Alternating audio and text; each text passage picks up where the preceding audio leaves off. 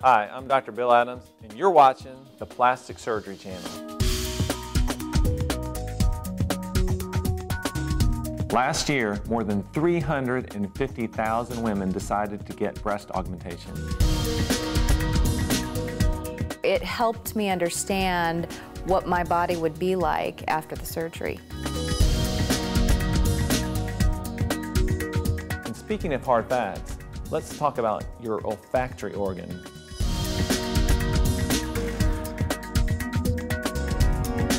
So a prospective patient, when they're looking to have surgery, must always understand that every single surgical procedure has its import, and they must be concerned with the quality that's being delivered to them.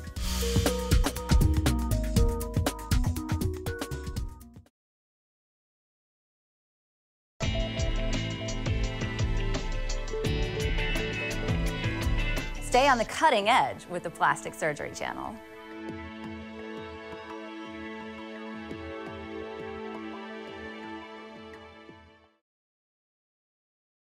Welcome back to Plastic Surgery News. A Toronto plastic surgeon is facing discipline from the Ontario College of Physicians and Surgeons after allegedly botching the operations of 28 patients. Sadly, the list does include one death.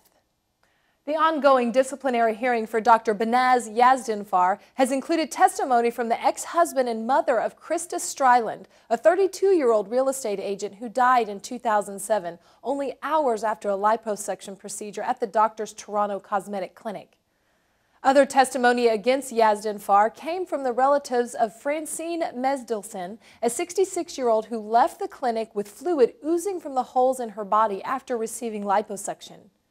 Another witness had filed a complaint after her 22-year-old daughter paid a non-refundable deposit of $7,000 for a breast augmentation procedure, and then lamented surgical results that made one breast triple the size of the other.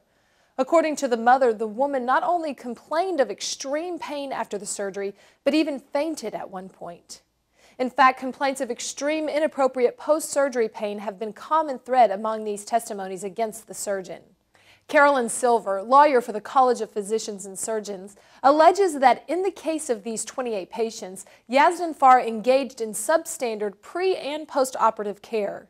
Silver said the evidence shows as well that the doctor exceeded the guidelines for how much body fat and fluids can be removed during a liposuction surgery, which is a maximum of 5 liters for low-volume liposuction. The lawyer adds that the death of Krista Stryland is due in part to the fact that she was released from the clinic's operating room in an unstable condition, and clinic staff waited more than 2 hours before calling an ambulance.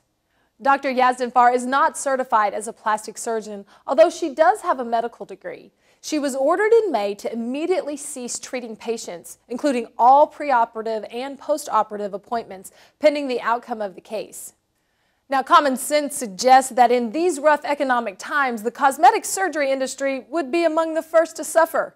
But the current figures are showing something else. After a slump in 2008, the plastic surgery industry is back on the rise.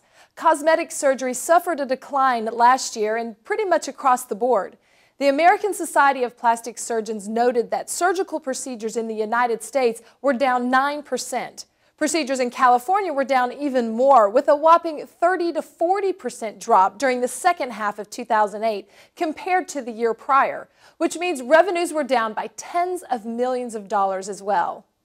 But the call for cosmetic surgery is back in force and is expected to grow almost 8.5% each year through 2012.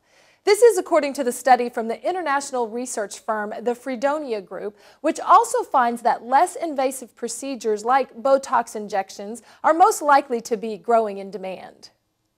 The reason for the industry climb, according to cosmetic surgeons and author Dr. Jean Loftus, is that plastic surgery has become a logical way to improve life.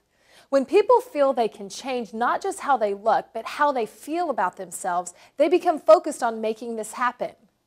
And it doesn't hurt that doctors offer inexpensive in-office procedures and special patient incentives like freebies and discounts. For these reasons, Loftus says the cosmetic surgery industry will recover from the national economic slump faster than many others. Now it is time for a quick break, but we'll return with more plastic surgery news, including the results of a do-it-yourself plastic surgery kit and an update on Hell's Kitchen chef Gordon Ramsay. We'll be right back.